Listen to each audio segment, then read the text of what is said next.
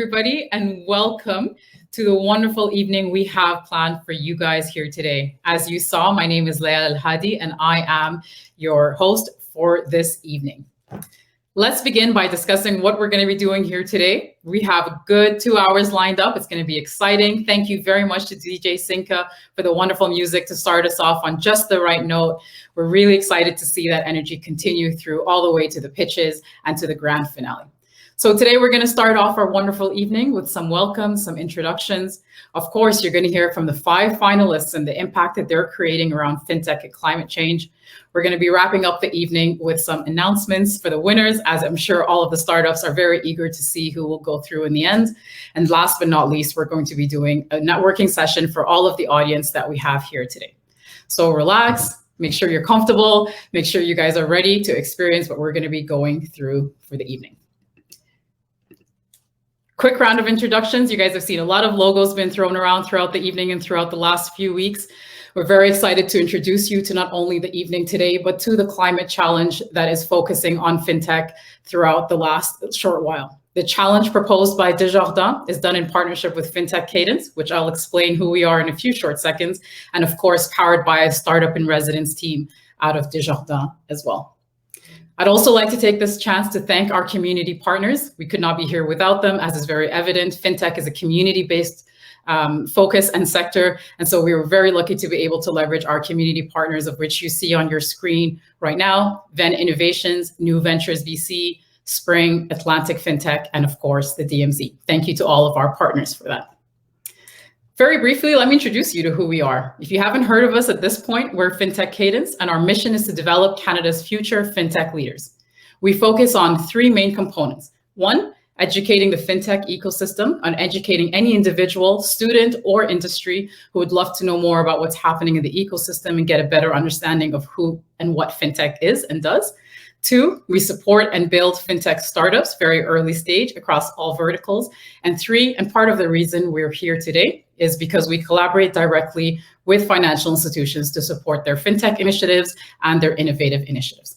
If you're looking to see more about Fintech Cadence, how you can get involved as part of the fintech community, I should also point out this is across Canada, then make sure you follow us on social media and follow our newsletters as well.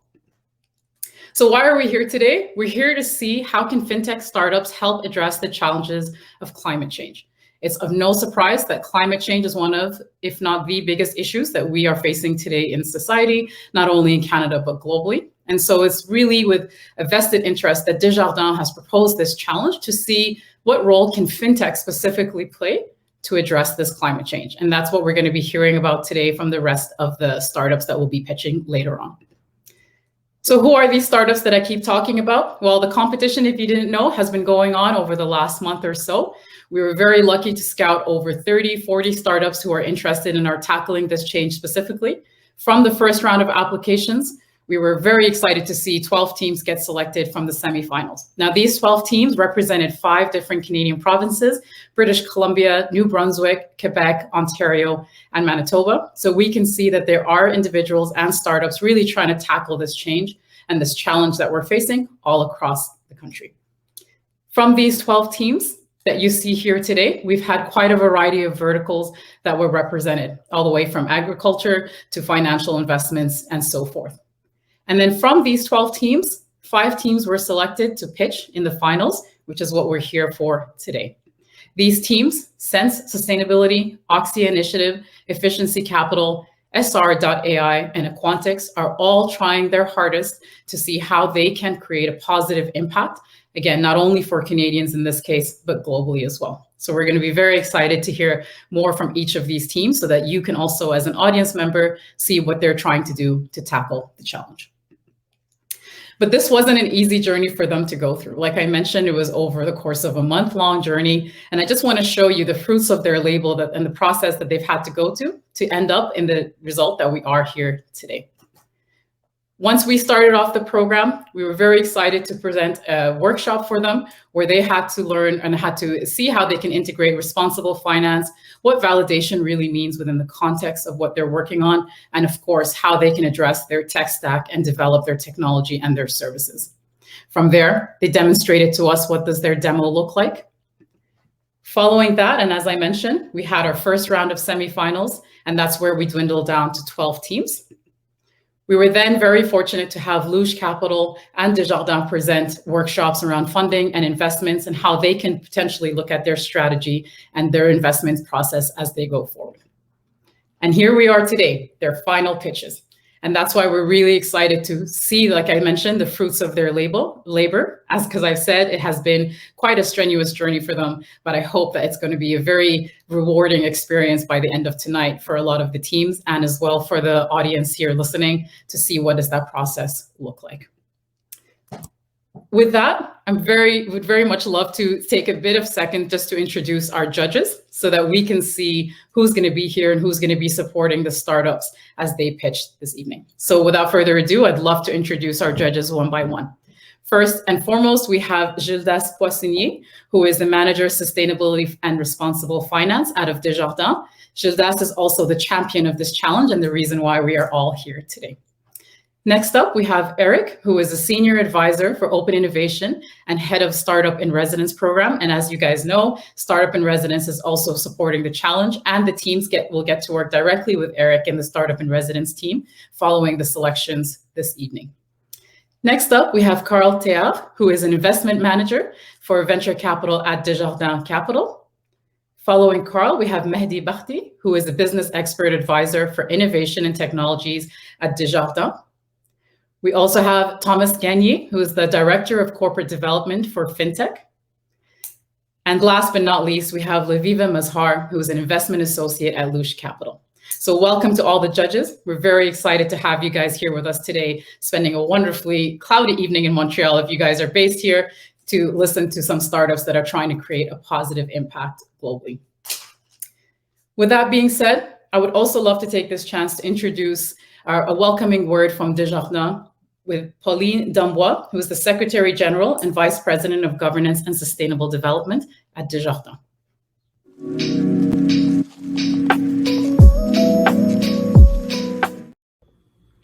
Good evening, everyone. Je vous souhaite la bienvenue à cette grande finale du défi climat. It is my great pleasure to welcome you to the FinTech and Climate Startup Challenge finale. My name is Pauline Damboise. I am the Secretary General and Vice President Governance and Sustainable Development at Desjardins. At Desjardins, our core mission for more than 120 years has been to contribute to improving the economic and social well-being of people and communities. As a result, we announced this year an ambitious action plan to achieve net zero emissions by 2040 in our extended operations and 3 key sectors in the fight against climate change: energy, transportation, and real estate. Following this announcement, we launched in April, in partnership with Fintech Cadence and powered by Desjardins Startup in Residence, this challenge for financial technology startups in Canada. And we give you one question: how can fintech startups help society address the challenges of climate change and support a just transition to a low-carbon, more sustainable, resilient, and inclusive model? Since May 31st, 12 selected Canadian startups received mentoring and guidance from a team of industry experts from various sectors, including sustainable development, investment, and innovation. Tonight, the winning teams will be selected by a panel of expert judges. I would like to express my congratulations to all the startups who applied to this challenge. We were impressed to see the diversity of startups and their national reach, coast to coast, from British Columbia to New Brunswick. Thank you all for being here tonight. Best of luck for the 5 finalists. Bon courage et bonne soirée.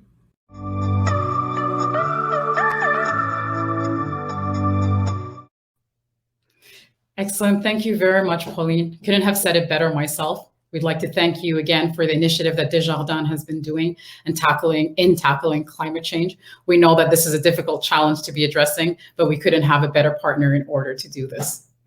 All right, everyone. I hope you guys are ready to start listening to the pitches, start hearing all of the excitement that we have. And as Pauline has mentioned, that we saw and were impressed by. I would now love to start introducing the startups to pitch for you so that you can see. The first team up and ready to pitch, we have Alec, who is the co-founder and CEO of SR.ai.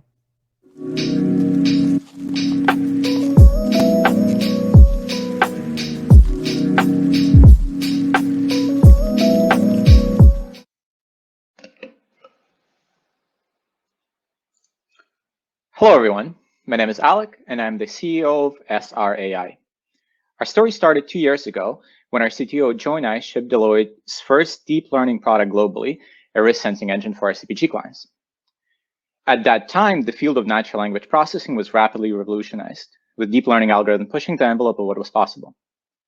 I became very interested in how these advances could be applied to the field of socially responsible investing, and created a research program at the University of Toronto Risk Lab on this topic, which has today become very successful. Later, I joined a venture capital fund and experienced being an investor firsthand. I was shocked at how much reading I still had to do and how repetitive the process was, knowing firsthand how much efficiency could be gained using modern technology. SR.ai was born from these two experiences, and I'm here to tell you about the exciting challenge we're facing and the headway we've made to date. Environmental, social, and governance investing, or ESG investing for short, has recently become a true global megatrend.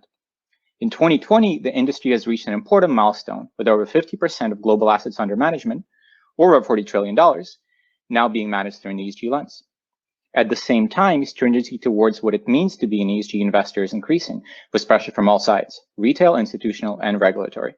This can be seen through, for example, increasingly stringent requirement for membership in the UN-backed Principles of Responsible Investing Association, which asset managers today are struggling to efficiently meet.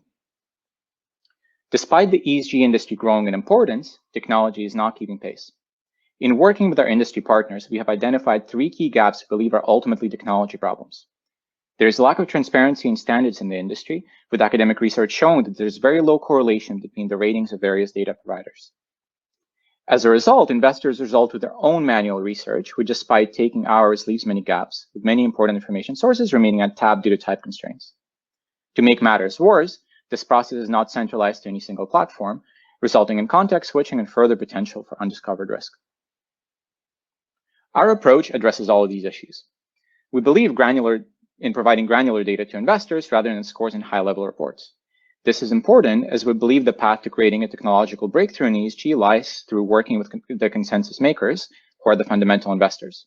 We source data from many sources, creating value by summarizing and aggregating it with our algorithms, creating a centralized platform that is lightning fast and easy to use. Our core platform is live today, and our users comprise a wide range of institutional asset managers, including hedge funds, mutual funds, pension funds, and insurance companies. We distribute our product through a web application, which is powered by deep learning NLP algorithms, flexible data streaming pipelines using a tailored version of the event sourcing paradigm, and a scalable cloud infrastructure. We ingest a variety of sources, including news, social media, and financial disclosures. Our vision is to expand our data coverage over time and to create a unified platform where all unstructured data relevant to ESG can be centralized, aggregated, and summarized using our technology. Today, I'm joined by our CTO, Joe, and our CRO, Vladimir. Together, we are an incredibly well-rounded team. Joe, the rockstar engineer and experienced team leader with experience in consulting as a founder employee in Urban, now leading Toronto Fintech. Vladimir has close to a decade experience in sales, bringing sales discipline and experience scaling a sales organization to our team. And I contribute machine learning expertise, domain expertise in finance and asset management, and product management discipline. We know that we are taking on a difficult challenge, but we believe the timing is right, and our combined experiences make us uniquely well-positioned to deliver.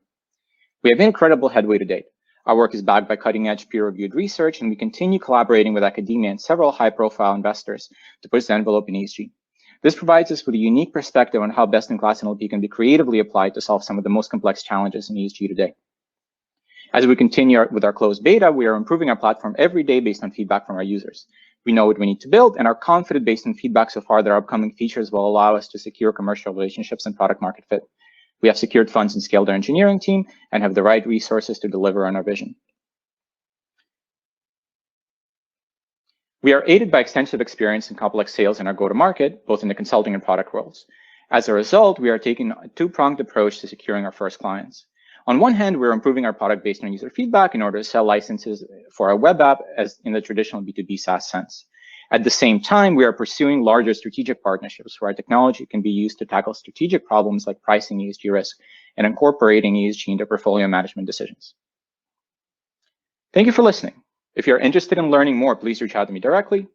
I hope you are as excited about this opportunity as I am, and I look forward to hearing from you. Thank you. Amazing. Well done, Alec. Really interesting to see that what you guys have been doing, and really looking forward to see you guys as you develop. We have a few questions from the judges. We're going to start off with Gildas. Hi, Alex. Thank you so much. I have a question about competition. Have you identified any competition in the market, and what's your positioning? Of course, yeah. So some of the established players include the likes of MSCI, Sustainalytics, RepRisk, True Value Labs, recently acquired by FactSet. Like I said in the presentation, the way we differentiate ourselves is in some of our product features. So providing more granular information, being less focused on rating our competition, and more about aggregating and summarizing information using LLP algorithms. Thank you. Amazing. Thank you very much, Gildas, for the question. Great response, Alec. I'm now going to go to Eric from Startup in Residence. Great presentation, Alec. Thanks, now, what would need to happen for this to fail a year from now? Well, I mean, it's not dissimilar to other startups, right? We just run out of money and be unable to raise more funds. That being said, what we're taking on is technically challenging, right? It's not just building a web app, right? We need to do a lot of sort of piping work, create AI algorithms, pull in all of these different data sources.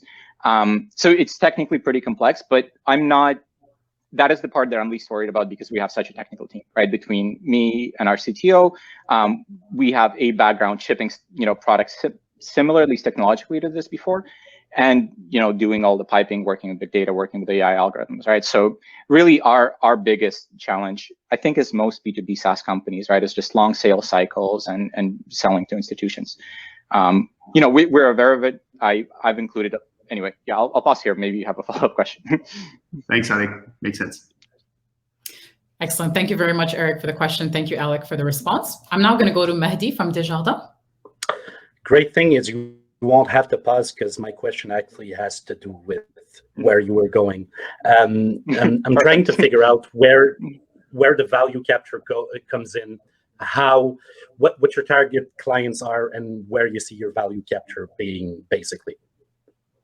Yeah, so our initial client base is fundamental investors, right? So these are mostly long-only funds that are not super large. So, we can shorten our sales cycle, right? So we will go to market after smaller funds initially. Funds that are concerned about ESG heavily, right? So there are a lot of fundamental funds that have generally like a long-only fundamental process, meaning, they do a lot of research and a lot of reading, and also deeply concerned about ESG. When we talk to asset managers like that, generally they tell us that, they may interact with ratings, but they still end up doing their own research, which for them is manual and time consuming and, error prone, right? It's easy to miss stuff. So our primary value is on the risk side. But of course, it depends on the fund as well, right? Like some might see it as a time saver. Others might see it as reduced ESG risk, but the latter being the primary source of value. Fair. Thank you. Perfect. Thank you very much, Mehdi, for the question. I'm now going to jump on to Laviva from Luge Capital. Hi, Alec. Nice to meet you. Thanks for the presentation. So on that train of sales and going after fundamental shops, what do you think would make your solution stand out versus some of the other competitors? And maybe a second piece to that is there any proprietary data that you guys are using that is not accessible to others? So at this stage, the data is public, and we want to keep our differentiation on the algorithm side. You can differentiate between labeled data and unlabeled data in the future, right? So in the future, and even now, we have proprietary labeled data, and we have strategies to grow that set of labeled data in the past, which will make our algorithm defensible aside from just technologically. Actually, sorry, could you repeat the first part of your question? So what do you think would make this solution stand out versus some of the other competitors? So what's the biggest value, I guess, that these fundamental shops will be getting? Yeah, so the features that would make us stand out, like I said, kind of providing all of the granular information in one spot, and the amount of aggregation and parsing we can do using AI. What we envision, in our future state, and the features we kind of prototype with our closed beta users and show them, which made them excited to start working with us and get on board on the platform.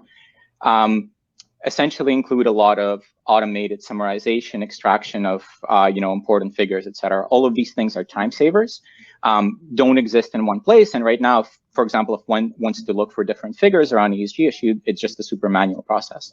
And it is very time consuming. It does that up, and again, it's error prone. So that's what we're saving.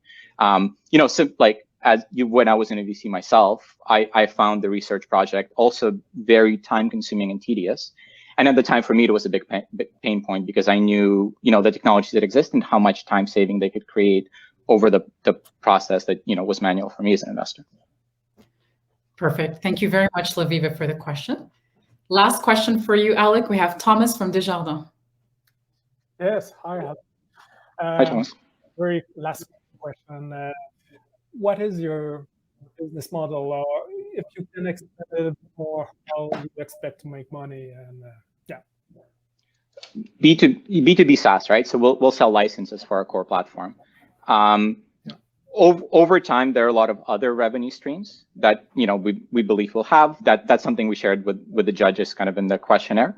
But the primary model today, what we use for our initial market sizing is just this B2B SaaS model, right? Like there are enough funds out there, for us to have a sufficiently large business, essentially. Thank you.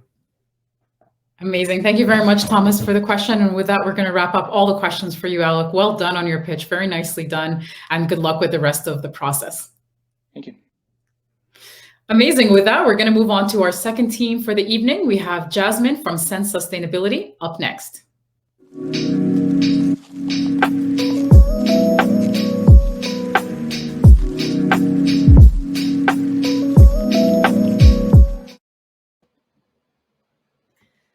Mesdames, Messieurs, estimés membres du jury, c'est un immense plaisir d'être avec vous ce soir. Je suis Jasmine, PDG et cofondatrice de Sense.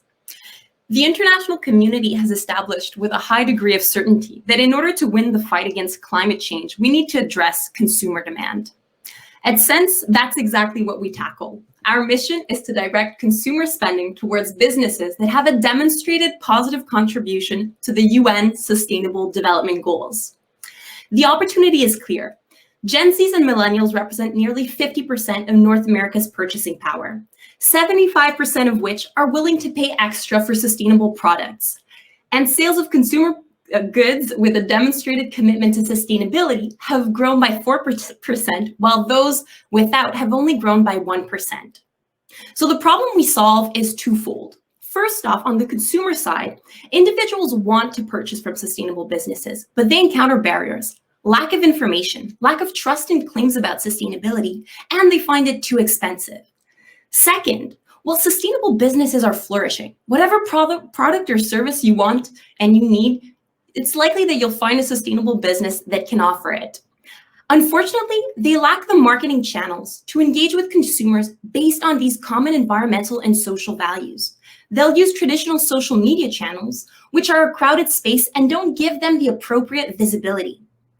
So our solution bridges the gap between consumers looking for trustworthy solutions to buy in alignment with their values and merchants that uphold these values at the heart of their business models. So we've developed a sustainability loyalty program and marketing channel. For consumers, this is a mobile app where they can find sustainable businesses, get access to trusted data on these businesses, and access a unique SDG sustainability tracking tool, allowing them to understand the impact of their spending. From the business's side, well, they get access to a hyper-targeted marketing channel, allowing them to connect with value-aligned consumers. Through a pay-for-performance model, we help them acquire new users, increase basket size, and increase frequency of spend. Businesses engage with these consumers by offering them rewards on their purchases. And finally, financial institutions can offer our turnkey loyalty program as a complementary engagement feature to their cardholders. So FIs simply give their clients additional rewards on their sustainable purchases. Businesses that wish to enter and benefit from our loyalty program must complete an Impact SDG assessment provided by Impact Finance. Impact has received market recognition as being the leader in impact data. The assessment takes into account negative impact mitigation and positive impact creation. It uses leading consensual methodologies, contextualizes the data, and is validated by a team of analysts at Impact. This offers us a clear view of how our ecosystem of businesses contribute to the SDGs. No green or social washing possible. Our biggest challenge is growing our community of merchants. In order to create app stickiness with our users, we need to have a high density of merchants in specific locations. In order to scale this process, we partner with credit unions and banks, tapping into their pool of SMBs, small and medium-sized businesses. We get them to complete our Impact SDG assessment. This is a win-win situation as FIs get quality data on the SDG contribution of their SMBs while we get our sustainable merchants onboarded. So our revenue streams come from two sources. First off, sustainable businesses and financial institutions. Both pay a premium on the value of the rewards that are issued to their clients. We're tapping into the digital marketing industry. This is a $9 billion industry in Canada alone. So our key competitors are cashback apps such as Drop, PayMe, and Ampli. Sense is bringing together leading experts, including Brian Pearson, former CEO of Air Miles. Thanks to Brian, 2/3 of Canadian households participate in Air Miles. We've got some traction.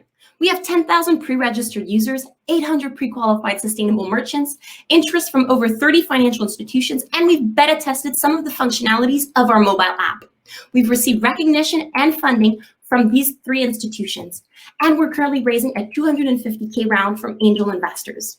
Pour conclure, j'aimerais souligner combien ce serait un privilège de pouvoir bénéficier du parcours de start-up en résidence ainsi que du financement non dilutif de $25 000. Ça permettrait à Sens de lancer notre MVP à Montréal dans les 4 à 6 prochains mois. Merci. Thank you. Amazing. Well done, Jasmine. Very excited to hear from you on the work you're doing with Sense Sustainability. We have a few questions from the judges, so we're going to start off right away. Carl from Desjardins, I'm going to welcome you. Hi, Jasmine. You intend to build a double-sided marketplace where you need to bring the consumer and also bring the business part of the platform. How do you intend to make it a sustainable process where you can acquire those customers on both ends and make sure that this stays viable for the business long term? Yeah, thank you. Good question. If I understood correctly, the challenge is really scaling both on the merchant and the user side, which is why we're really going after a regional strategy. So growing on a city basis. So tackling Montreal, tackling Toronto, tackling other big cities, and therefore growing simultaneously our sustainable businesses ecosystem as well as our users. And like I was saying, our go-to-market strategy is really partnering with financial institutions who today have that direct connection with SMBs, who are the most sustainable businesses in our economies. So we're going through them to drive that onboarding of merchants. And we're also going to be tapping into their retail user base by having these financial institutions offer our loyalty program as a complimentary engagement feature to any of their client card holders.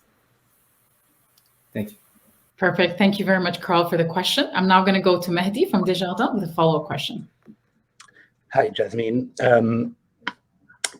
My question was, one of the pain points that you've identified for the clients to not going for sustainable options is that it's too expensive. I'm trying to figure out how you would help with that pain point exactly. Doing what you're doing.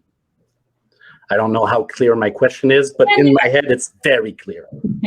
Thank you, Mehdi. That's perfect. So I think there are 2 key points. First off, I think it is a perceived more expensive industry. So a lot of these businesses are not necessarily more expensive.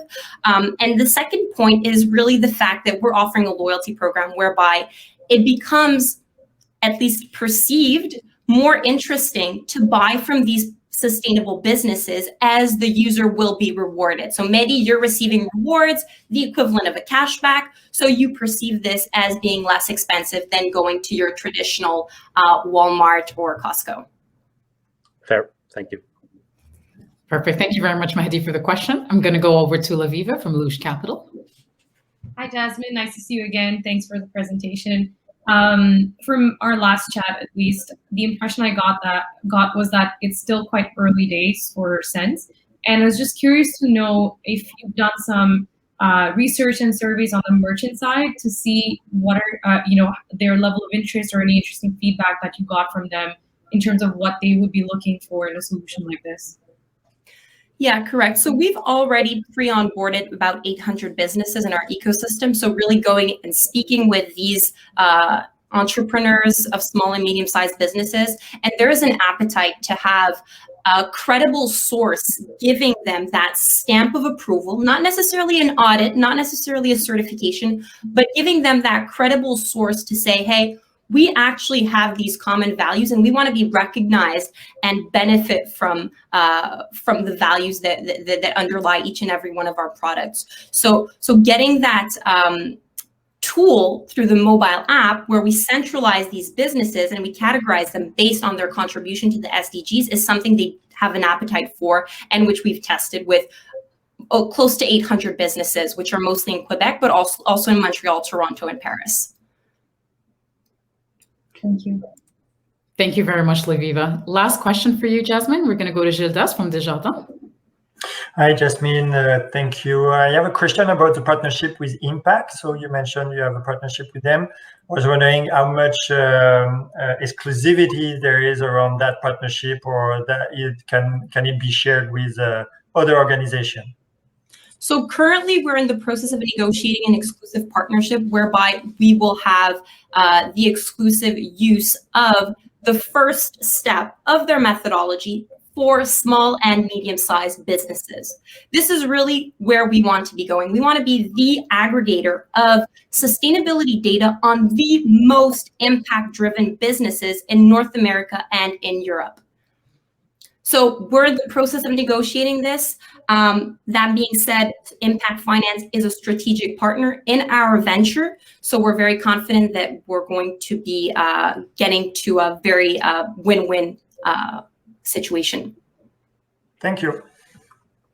Amazing. Thank you very much, Gildas, for the question. Jasmine, you can take a breath of relief. You're now done. Very, very well done. Very excited, as always, to hear what you guys are doing with your company. And just a note for all of you guys in the audience, make sure you check out all of the startups you're hearing pitching. Check out their websites, and we'll talk about how you can connect with them later. Thank you very much, Jasmine, and good luck with the rest of the evening.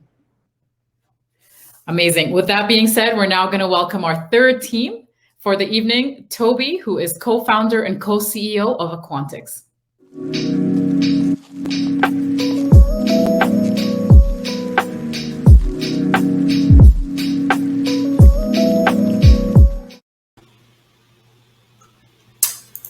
What does climate change mean? It means wildfires, it means droughts, extreme storms, heat waves, floods, and the list goes on. And it means more and more of these types of events. If you make a real estate loan to a property that will be at severe risk, you won't make the return you planned. Hi, my name is Toby. I'm a software developer, a medical doctor, and now full-time co-CEO of Aquantix. Aquantix is a technology company, and we've given ourselves the mission to quantify the impacts of climate change on real estate to enable you to make better investment and lending decisions. And we do this better than anyone else. Last month, we just signed a white label deal that will make us the largest real estate climate data provider in Canada within 6 months, and we're very proud of that. Through established distribution channels of real estate lending, on average, reports will sell at $10 per report, putting the market in Canada on 150 million for 15 million properties. In Canada is less than 2% of the global market. Now, how does this work? It's simple. You provide for your locations either directly through FTP, spreadsheets, whatever's easiest, and we provide you with the data you need so you know if you're resilient to climate change or not and what you can do about it. What we do differently is we're able to quantify the impacts of climate change. That's where the challenge lies. We don't just give generic scores that don't mean anything. We tell you in dollars how the valuation of properties will be affected. And if you think that's too good to be true, we're completely transparent, so you can see and even change how our calculations are being done. Now let's dive into our platform, and I'll show you how it works. First of all, the user opens a portfolio, real estate or corporate, and gets general impact and alignment information. Then as holding is selected, we first get a risk overview broken down per location, Going deeper, we have exposure per risk, like fire risk, for example. You can see past events as well as future trends along with their impacts and a lot more. The platform covers major climate risks, other ESG risks that impact your portfolio on a daily basis. This includes climate change impact factors such as Scope 3 carbon emissions. What you can see right now is really just the beginning.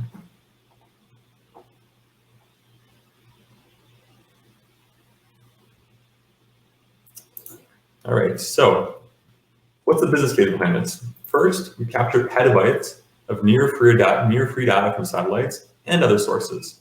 Then we break down each type of historical event into dollar-based damage categories. Then we forecast how changes in climate will affect the likelihood. And finally, we make it all available for a monthly fee or per report by API or platform. Most people think financial institutions and corporations are our main customer segment, and that firms serving them, like ESG firms, consultants, and incumbents, are our competitors. But they're wrong. Actually, this middle layer here is our main target segment. Our vision is to become the back-end data layer of ESG service providers. Our team is optimized for building APIs and pipelines, so we can build the infrastructure and provide the raw and model data the middle layer here needs to provide high-quality, consistent services to their customers. For example, PricewaterhouseCoopers just announced they would invest $12 billion over the next 5 years to offer great ESG services to their customers. That's a pretty big investment, and they're going to need our help at Aquantix to achieve their goals. We just signed one such partner, and we're in discussion with 4 others. Our team is 10 people, mostly in data engineering. My co-founder, Steven, managed over 250 engineers before starting Aquantix. Drew has been building back-end APIs since the age of 12, and I previously built a business based on partnerships with financial institutions. We were originally financed by 2 Montreal investment funds, CDBQ at Caisse Dépôt and Jaruzelski Fraser. Last year, we won Desjardins Open Innovation Competition at the Olympic Stadium in front of Guy Cormier himself, and we won National Bank's Innovation Competition, winning $100,000 in the process. And a month ago, we signed our biggest contract to date. As we're looking to win the Desjardins Fintech and Climate Change competition today, the resulting $250,000 investment will be put directly into our vision of becoming the back-end data layer of ESG providers. This means investing in our distribution through branding, marketing, and sales to build confidence and strong partnerships to quickly integrating our API with key players. To conclude, we're looking forward to working with you. We can quickly and easily help you and your clients answer the questions, am I resilient to climate change? And what's my impact? Thank you. Amazing. Congratulations, Toby. It's really been wonderful seeing you over the last few years develop and see the progress you guys are in. So big kudos to you guys for this process. We have a few questions from the judges, so I'm going to start us off right away. Thomas from Desjardins up first. Yeah, thank you. Thank you, Toby, for your great presentation. What was your biggest challenge in the last few years? For sure, yeah. Yeah. Great question. There have been quite a few, to be honest. But I'd say the biggest challenge is really learning how to work with large institutions. So whether they be financial institutions, consulting institutions, and so on, be able to sign partnerships with these institutions takes a long time. So the sales cycle can be 6 months, 8 months, 12 months. It can be a very long process. So for us, it was about learning how to accelerate that, how to make it much shorter, and how to be able to do proof of concepts with specific departments, sign smaller contracts with individual departments, and then grow from there progressively. So being able to learn how to work with these institutions, start small, build that trust and confidence, and build up from there. It's been our biggest challenge, but it's been a great learning experience. So, thanks. Perfect. Thank you very much, Thomas, for the question. I'm going to go to Laviva from Luge Capital up next. Hi, Toby. Nice to see you again. Thanks for the presentation. With respect to your distribution with firms like PwC, is it more of a kind of licensing deal typically, or a reseller agreement where they're actually then selling it off to their financial institution clients? It's actually a reseller agreement. So it's specifically it's a teaming agreement. So it's essentially a reselling agreement where they have a certain minimum they have to do in terms of sales. There's no exclusivity at all, so they don't own anything about us. The only thing is that there's a right for a bidding right. So essentially, if we get an investment from somewhere else, they're allowed to bid on that investment also. That's the only kind of control they have. But other than that, no exclusivity, and it's really a partnership teaming agreement. Perfect. Thank you, Laviva, for the question. Up next, we have Eric from Startup in Residence. Yeah, thanks. So Toby, like the demo, was very clever of you. So two questions, quick questions. What is your business most sensitive to, and how strong is your patent? So first question, I guess what we're most sensitive to. I take that as kind of what's our biggest issue, or what's the biggest challenge, or what's I think what's the hardest. For us, it's really cash flow who's the biggest challenge. I think that's the case for a lot of startups. As a startup, managing cash flow takes a lot of time. We always want to grow. We want to sign more clients. We want to keep the contract sizes very small. We want to accelerate. We want to hire more people. But we have to spend time managing that and making sure that we stay, positive on the cash flow side. So that's our biggest challenge. That's what we're most sensitive to. And then your second question was about patents. I think your second question was, what have we patented essentially? Is that right? So yeah. Okay, so we've decided to not go the patenting direction, because our objective in terms of what we're doing, in terms of building infrastructure, is really to be the most transparent possible. So we're taking an approach a little bit similar to what Tesla has done in the car sector. So what Tesla did is they actually originally patented a lot of different technologies, but then they made all of them. So our approach is going to be something a little bit similar going forward. Our approach is really build that solid infrastructure, that back-end data aggregation and models that people need, and then show them exactly how the models work and make them essentially dependent on our models because they're giving them such a value add. So our goal is not to hide things. Our goal is really to know how to network building models. That make sense? Makes sense. Thanks. Perfect. Eric is good at deciphering. Thank you very much, Eric. Next up, we're going to go to Mahdi from Desjardins. Hi, Toby. Since I'm a geek at heart and I'm also greedy, I'm trying to figure out, basically, you've spoken a bit about your data sets, what you use, and the type of insights. And yes, I'm echoing Eric's comment about the demo. That was very clever. So basically, trying to figure out what's next. How can you better leverage data? What type of new insight can you go get? And basically, yeah, that's it. That's a great question. So right now, what we're very, very good on is the whole climate side. So essentially, everything has to do with understanding, fires, droughts, all the rest of it. We're very good at that. We capture a lot of that from a mix of different sources. Internally, we say what we're trying to do is organize the world's information. Meaning we capture a lot of different sources to try to structure them. So today we're very strong on the climate side, which means a lot of satellites. But what we're going towards in the future also is touching more on the S and the G sides of ESG, which means what we call things like human risks.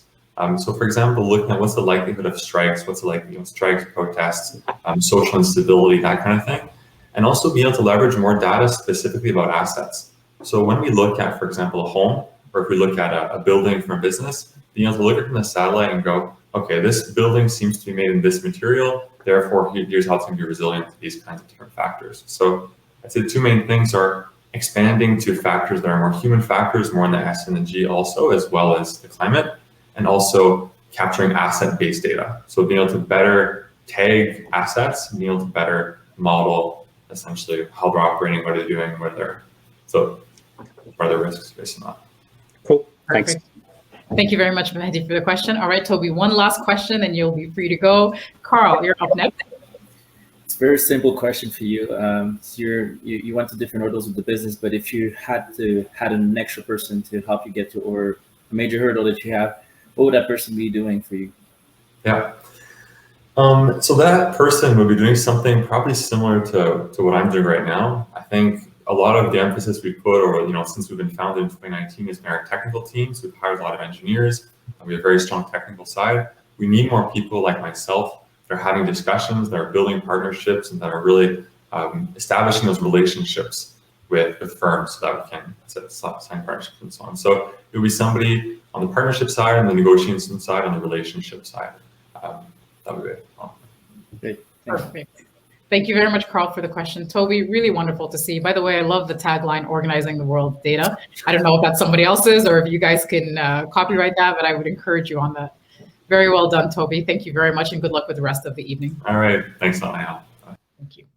All right, I hope everyone's still engaged with us. As I mentioned earlier, if you guys want to know more about these companies, please go check out their websites. They're doing some phenomenal work, and it's really our intent to make sure they get as much visibility as possible, not only just from today's evening, but from all of the audience here looking and researching more about what they are and how you guys can support. We're just over halfway done. We have 2 more teams left. And with that, I'm going to introduce Matt, who is the president of Efficiency Capital.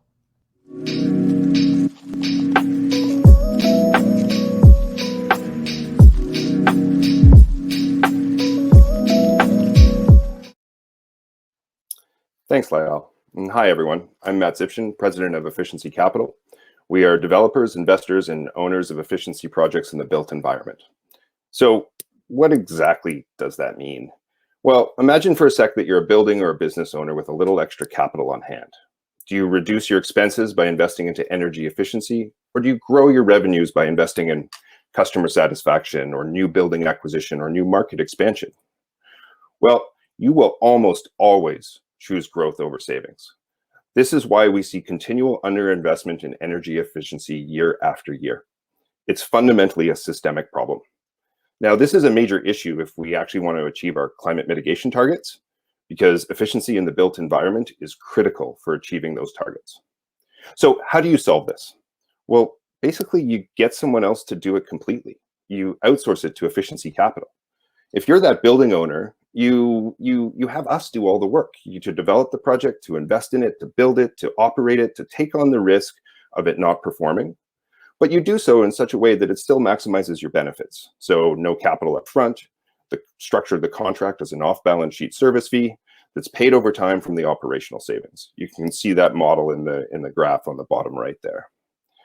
This way, you're still enjoying all the benefits of full asset valuation increase, improved health and happiness of your workers and tenants, reduction in your GHG emissions, and you get to have it all done by Efficiency Capital on a turnkey basis while still being able to invest in that growth initiative that you wanted to in the first place. This win-win and this business model is called efficiency as a service, and it's essentially what we do. At scale, this is a platform play where we are raising capital in large amounts from various aligned sources, and then we're deploying that capital in smaller distributed assets through market segment specific solutions. So you can see some of the solutions that we've already deployed in the marketplace. There's actually a lot more in play. They just don't all fit on my slide. But we're here today and part of this challenge to actually ask for help in developing the specific solution in the commercial real estate segment, or CRE for short. Now, the CRE segment is just beginning its journey in incorporating low carbon metrics in its real estate and its lending, its investment portfolios. And this is being specifically driven by the Task Force for Climate-Related Financial Disclosures, or TCFD. We see that adoption as the key starting point for the adoption of our investment model. And as such, we're planning to develop a tool so that CRE investors and lenders can benchmark their own climate risks and opportunities, but beyond just the physical risks and into the transition risks, so that we can then help them with solutions to actually decarbonize their portfolios. We've built the wireframe and we have completed early validation by securing interest from a local commercial lender who is willing to partner with us as a product development sandbox. Now, this isn't the first solution that we've already developed and deployed from our platform. Overall, our third-party investment model was originally developed by a regional climate fund called the Atmospheric Fund and was proven in the social housing segment for about 4 years in about 20 buildings. Efficiency Capital was then incubated to not only grow the model in social housing, but to commercialize it further in the commercial and industrial building segments. And since that time, we've secured sufficient project capital to implement over $45 million in efficiency projects, of which we've completed about 5 million thus far. And we have a current sales pipeline of about 20 million. But this is really just a drop in the bucket. If you look at the market opportunity, it is massive and it is highly underserved. Annually, the amount of efficiency retrofits that could get done in Canada is about $30 billion a year, but only about 5 billion are actually being completed. So the rest are not even being evaluated or considered or just totally deferred. Given the trends in the US, where the adoption of our model is much more advanced, we've seen that market grow over 160% over the past decade, and we're expecting a very similar story here in Canada. which is why we've positioned ourselves for rapid growth. We expect to deploy over $100 million in the next 4 years in efficiency projects, and that investment will result in over 300,000 tons of GHG emissions reduced, and will also significantly improve the health and well-being of the occupants. You can see an example of 2 ventilation ducts before and after one of our retrofits. So this massive growth requires funding. We need capital. We're currently raising $5 million to fund this growth, of which we're inviting Desjardins to invest its $250,000 as part of that larger fundraise. And then, as discussed, we're also developing a specific TCFD-based tool for the commercial real estate segment, and we're seeking the $25,000 in prize grant money to help develop and test that tool with our local banking partner in the commercial real estate segment. Thank you very much for your time, and I look forward to your questions. Great. Thank you very much, Matt. Very nicely done. We're going to go straight into the questions, and we're going to be starting with Mahdi from Desjardins. Hi, Matt. I kind of have 1.5 questions. So, so basically, I find the investment kind of in secondhand investment portion very, very clever. What I'm trying to figure out is how you're going to be able to mitigate the risks in which you don't have equity power, but you're taking equity risk, basically. And that brings me to the second half, which would be, are you going to be a grants kind of play where the investors would basically be after the grants or subventions or whatever money, or would it be real return plays, basically?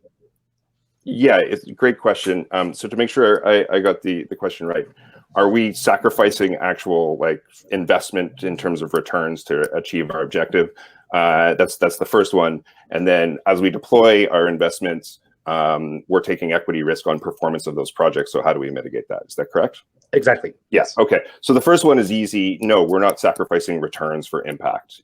These have great project returns, as kind of you see in the high single or low double digits for project returns. So you're still achieving the impact. It's essentially efficiency as an asset class, similar to how solar photovoltaic was 20 years ago. And then you had business models that were developed to flow that capital in. Now, the more important question, though, is how do we mitigate our risk? Because you're right, we're actually getting paid on performance. It's not a financing play, it's an investment play. If the projects don't perform, we lose our money and we lose our investors' money. So what we do is we actually de-risk that performance by getting specialized guarantees from our third-party insurance engineering partners. And then we get a specialized insurance behind those guarantees. So if they say, hey, we're going to guarantee $100,000 a year in energy savings, we'll get an insurance product that guarantees 90% of that. So if they miss out, they pay the deductible, and then we're paid out in the insurance. And it's that de-risking mechanism that is one of our core business process innovations. Cool. Thanks a lot. Perfect, Mahdi. I'm sure that answers the both 1.5 questions. Well done there, Matt, as well. I'm going to jump into Eric from Startup in Residence. Hi, Matt. Great to see you again. Thank you. Matt, I know you have a lot of experience. You have an experienced team also. So what added value do you think an accelerator like Startup in Residence can bring to you and your company? Great question. So this market is really new, and it takes a lot. It doesn't take just expertise, but it also takes the relationships, the development, and as you saw in our model, each kind of segment almost deserves its own specialty solution. And because this is really kind of a fintech based in real estate, backed by Desjardins, we see that a great ability to really help develop our specific model for commercial real estate. As I said, we have our kind of solution in the social housing sector, and we are currently developing solutions in some of the kind of corporate industrials, but it's the commercial real estate piece that we really see the help moving forward. Great answer. Thanks. Perfect. I'll echo that as well, Matt. Thank you, Eric, for the question. I'm going to move on to Laviva from Luge Capital. Hi, Matt. Nice to meet you. I had a question around your due diligence process on the project financing side. Just curious about how you go about it, how long it typically takes, and how heavy is it operationally? Another great question. So there's two aspects. Of course, there's credit counterparty creditworthiness in terms of we're putting capital into these people's operations or buildings. So that's kind of your traditional credit analysis. But then there's also the technical analysis side.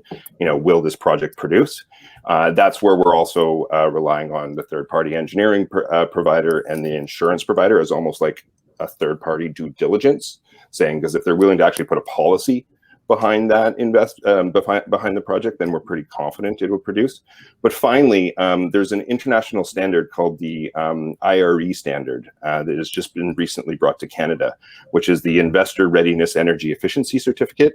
And it's a standardized due diligence process so that you can get the certificate and third-party investors know that a very specific process was followed in developing that project.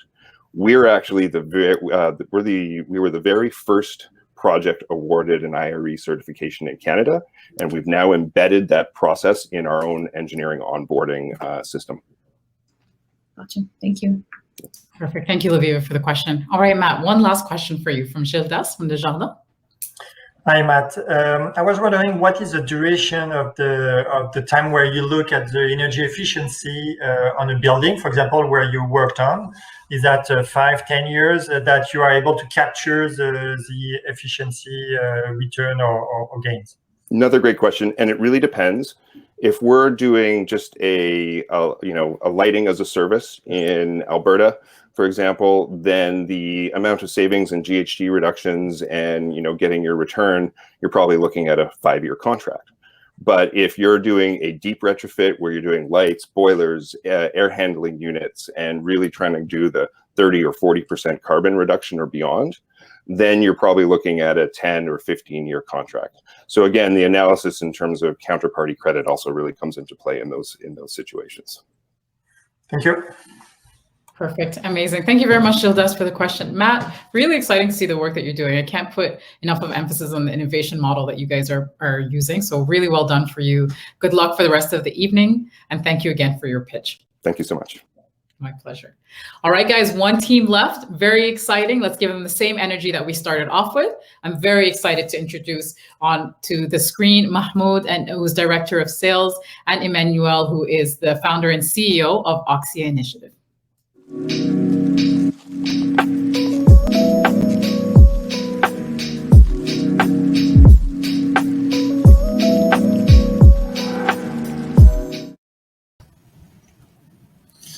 Hi, everyone. We're happy to have you all here to tell you how working together, we can help you save time, money, and create impact all at once. The fundamental key for us is that we don't measure doesn't exist. And for the past 3 years, we've been creating our product Carboscope, specifically for that role. And plus, we're experts in both the financial and environmental fields. We believe that private equity, with the help of governments, will be behind the change to finance our low carbon economy, because you are the engine of the real economy. So why do investors need to do their carbon accounting? Well, basically, there's 3 main reasons. First, you need to know the risk of your portfolio. Governments are going to become more stricter with carbon emissions and carbon accounting. But there's a positive part where basically you can get financial subsidies from governments. But what's the problem at the moment? Consultants are the only ones doing carbon accounting. It's time consuming. It takes around 9 months to do one report. It costs between $15,000 to $150,000, depending on the project. So it's expensive. It's not standardized, and it's subject to error. But that's why we exist, and we've created Carboscope. We're happy to say that we have 4 clients that we've been working with. And to give you an example, for example, Cycle Capital was working with a consultant that took him 9 months to do one report. I mean, that's a lot of time. Imagine you have 10 companies in your portfolio. That's what, going to take you around 90 months to do it? I don't think it's feasible time-wise. Forget the money. Especially if you want to do impact, because you have to do the reports on a yearly basis. But Carboscope, we've made this in a 4 simple automated process, which is great for companies.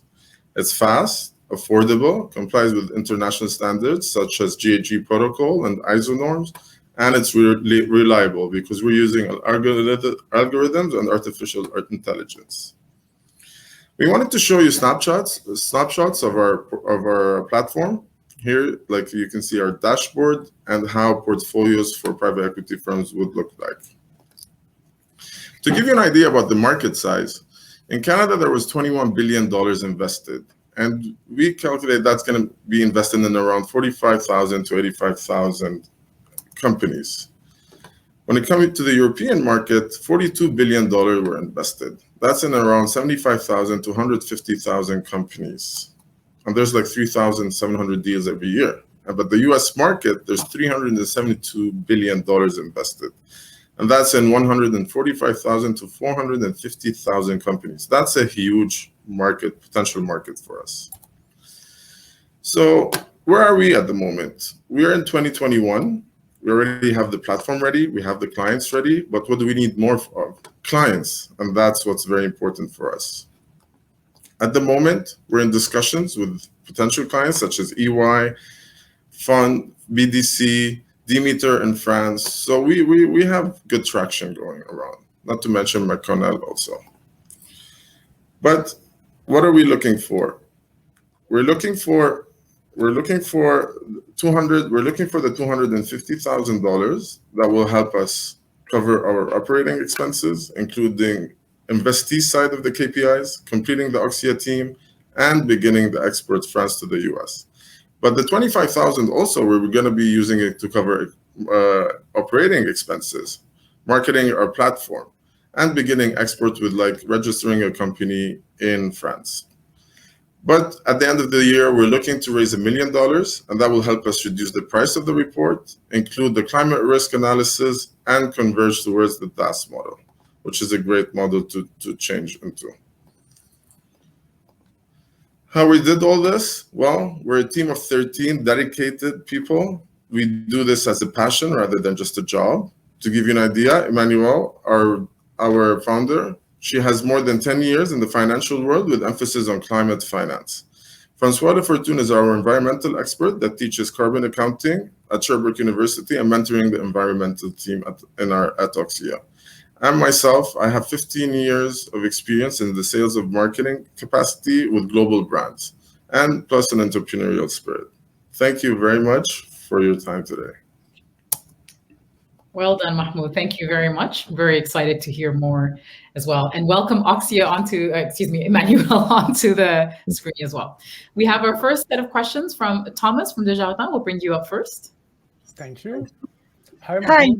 Hi, Emmanuel. I saw you had some collaboration with, let's say, Fondation. What is your biggest challenge for the integration of your solution? Or is it easy, or how it works in a couple of words? The integration side. Yeah, so there is no problem about integration because we don't use the data of the fund, we use the data of the investment. So like we collect a very granular data with a very smart survey. So we don't have any problem with the integration on any systems. So like it's really like a system on itself. Did I answer to the question? Sure. Perfect. Thank you very much, Thomas. I'm going to ask a question, Emmanuel, as well that we have here, and that is around over the last few years, what are some of the key milestones that you have met? Yeah, so basically, like we have a very solid team, so that we are very proud about it because it's like how we can do without the team. So and like we have done like some leverage like from the government. So we have do non-dilutive for the MVP about 400K, so which is good for a startup like us. And we have done some revenue, which is like perfect because we are building the platform with the client and making a revenue from the first year. That's amazing. A startup that makes revenue, that's always music to our ears. So thank you very much for that, Emmanuel. I'm going to jump to Mehdi from Desjardins. Bonjour. Quick question about the competitive landscape. Basically, how you differentiate, and because there wasn't any mention of competitors. So yeah, basically that's my question. Yeah, it's a very good question. So basically, like our competitor now is like an indirect competitor is a consulting firms, because we're replacing the process of carbon quantification, right? So like we do that right now is the consulting firms. So, but the consulting firms want to have like as a white label, want to work with us and want to be our clients. So it's kind of like, so that is like for like the main competitors that we can like just do partnership with. And there is some other competitors that there is other platform, but they don't do with a GSG protocol, with the norm ISO. And that's what we need, like if we want to make a difference in the terms of the quality of the report, you know, like GSG report. We need to do like under the international standard, nothing else. If we really want to make an impact. Thank you. Thank Perfect. you. Thank you very much, Mahdi. Emmanuel, we have another question regarding coachability. So how do you see yourself in terms of coachable as a founder? Yeah, I think I'm very coachable. I have been like with a mentor. I have also like my committee advisor, like advisory committee that I put by myself, because I, you know, like we don't need like a board in my company. So like right now, like I put a advisory committee. So we are very coachable. We really want to have advice, honestly, to make it grow this company. That's great, Emmanuel. Next question we have is from Laviva from Luge Capital. Hi, Oxia team. Emmanuel, nice to see you again. Can you explain a little bit more about what actually goes into the report in terms of the input data? Is it only portfolio companies self-reporting, or are you also collecting some data from the outside and combining that with self-reported data? Yeah, so basically like the collected of the data is directly from the investment that you're doing as a portfolio, as an investor. So you're doing an investment, and like basically we collect the data from the investment, from the company. So, and then like and that's why it's amazing, because basically like there is a continuity in the data. Like there is a report that we give to the director of portfolio, but like we give also the report to the company, right? Because at the end of the day, we need to talk about the same data. So the input data is the raw data from the company, from the investment. Thank you. Perfect. Thank you very much, Laviva, for the question. Emmanuel, Mahmoud, that was it for you guys. You guys can now relax. Really well done on your pitch. We've been following you guys for a few years now, and it's always wonderful to hear you guys pitch and see truly your impact-driven focus is always inspiring to us. Well done, and good luck with the rest of the evening. Thank you. Thank you guys very much. All right, everybody. So with that, you've heard some of the 5 startups that are here today to pitch for you guys. You can see why we were very excited for this evening, and why over the course of the last month, we've been really excited to see a lot of the work that these companies are doing. So what's going to happen next? We are going to go and deliberate, or I should say the judges are going to go and deliberate and try and very hardly decide who are going to be the top 3 winners of tonight's competition. But that doesn't mean you guys have to go anywhere. If you guys need a break, if you need to relax, you need to go grab a drink, take care of anything, then feel free to do that now. We will have DJ Sinka come back on and entertain us with wonderful music. And if you have the energy for it and you want to meet a few of the audience members that are here today, we're also going to open up the networking feature. We'll put on the chat just to prompt you guys and show you how you can network. And we should be back in the next 15 or so minutes. So enjoy the networking. Hope you get to meet as many people as possible, or enjoy the music, which I'm sure is going to be bumping.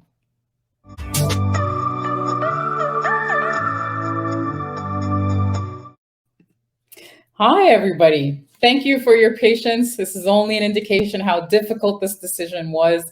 I hope you guys had a really great time enjoying DJ Sinka's music. I got in for the last few seconds. DJ Sinka, always fire.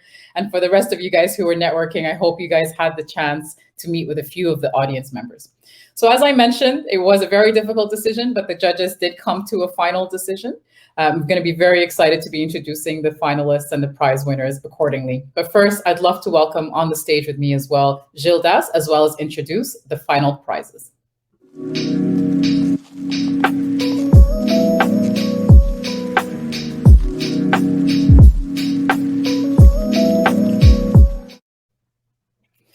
Hi, Gildas, welcome. Hi, Layal, how are you? Oh, I'm doing great. It was a very interesting deliberation, I won't lie. My God.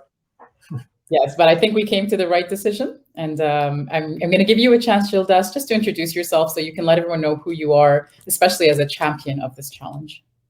Thank you, Layal. So it's a great pleasure to be here with you today. So I'm Gildas Poissonnier. I'm a manager of sustainability and responsible finance.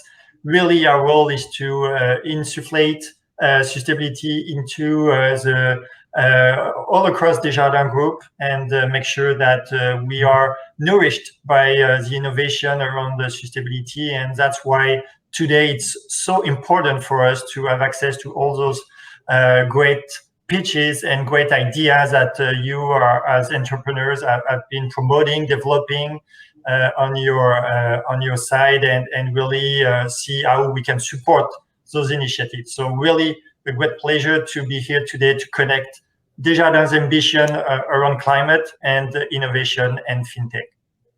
I have to say, Gildas, Fintech Cadence has been working in this ecosystem over the last 5 years, and to see this kind of impact focus and bringing that impact focus into fintech has been really inspiring. So I do want to thank you as well for not only working with us and partnering with us, but for also bringing this challenge out to the ecosystem. I think it's very key and very pertinent. Mm-hmm. With that being said, I think the audience and the startups are ready to hear who won what, and don't want to hear too much from me. So we're going to get straight into third place, and I'll just do a quick reminder on the third place prize. So as you guys know, third place prize gets a $5,000 cash prize, as well as admission into the Fintech Cadence Sandbox program. If you're not familiar with the Sandbox program, it's a supporting coaching program throughout the year where Fintech Cadence coach will be guiding the startup on a monthly basis to make sure they have the right access to the network, right access to how to start strategizing for investment, and of course, and most importantly, stress testing on business fundamentals. So a really great program, and as well, a really great third place prize. So without further ado, I'm going to announce the third place prize winner. And the winner for this challenge, or for this position, is SR.ai. Congratulations.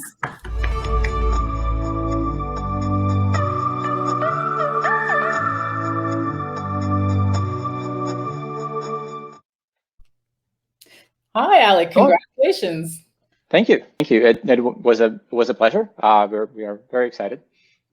Yeah, it's very, very exciting. I think that the judges really saw great potential in what you guys are doing, and really wonderful to see the stages that you guys are at. And we'll all, Desjardins and Fintech Cadence, will be keeping their eye out on you as you progress and develop. Absolutely, absolutely. Thank you very much. I'm sure we'll stay in touch a lot more. Congrats, Alec. Really great opportunity that you presented us. So really looking forward to see it develop. Thank you. Thank you very much. Amazing. Congrats, Alec, again to you and your team. Take care. Perfect. So Gildas, I'll hand it over to you to do the second place prize. Thank you. So the second place prize is a 15,000 cash prize. It's also an admission into startup in residence and a potential of up to $250,000 in investment. So that's really a full package to help you grow and go to the next level of your development. Absolutely. And Gildas, do you want to announce the second place prize winners? Yes, I will now announce it, and it is Sense.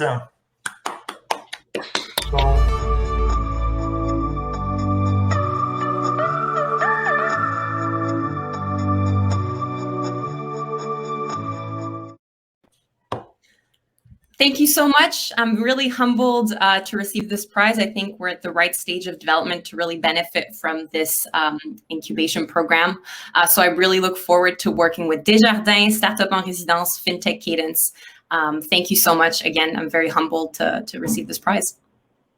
Congrats. No, really, it's a pleasure to see that. And proximity with loyalty and members and clients, we really see an opportunity there. So hopefully we will go to the next stage with you. Gildas, I will definitely be filling up your inbox. I apologize in advance. Perfect. Looking forward to it. Good evening. Amazing. Congrats again, Jasmine.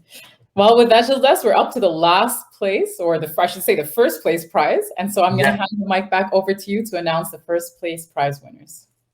Indeed. So the first place is a $25,000 cash prize, an admission into Startup in Resident, and again, a potential of up to $250,000 in investment. And the winner is Aquantix.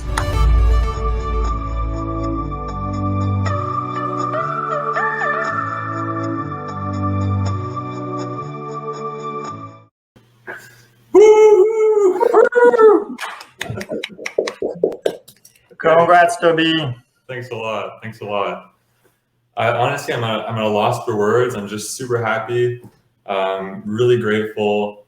I'm really looking forward to working together. I'm sure we'll be able to accelerate you guys at Desjardins a lot. We have so much we can bring. So yeah, just thanks a lot, Lael. Thanks a lot, Gildas and all the other judges. I'm just really looking forward to those next steps. Perfect. Really a good pitch, great product opportunity. So I think it's going to be a really good journey with you again and your team. Looking forward. Oh, I completely agree. Really looking forward to it. Thanks a lot, guys. I'm really happy. Woo! Yes. Congratulations, Toby. Very well deserved. And I echo Gildas's words. So thank you. And we'll be touching base with you very shortly. For sure. Perfect. Thank you very much. Gildas, I cannot thank you enough, not only, like I said, for proposing the challenge and for bringing an impact focus onto what FinTech can and it should be doing, but also thank you for sharing the stage with me to introduce the 3 winners. It was a real pleasure to discover all those great opportunities and startups. Sorry, I was looking for the word. So really a pleasure and really a great discovery. Congrats to all participants. Really, I want to emphasize that, and good luck for the next step. Thank you very much, Gildas.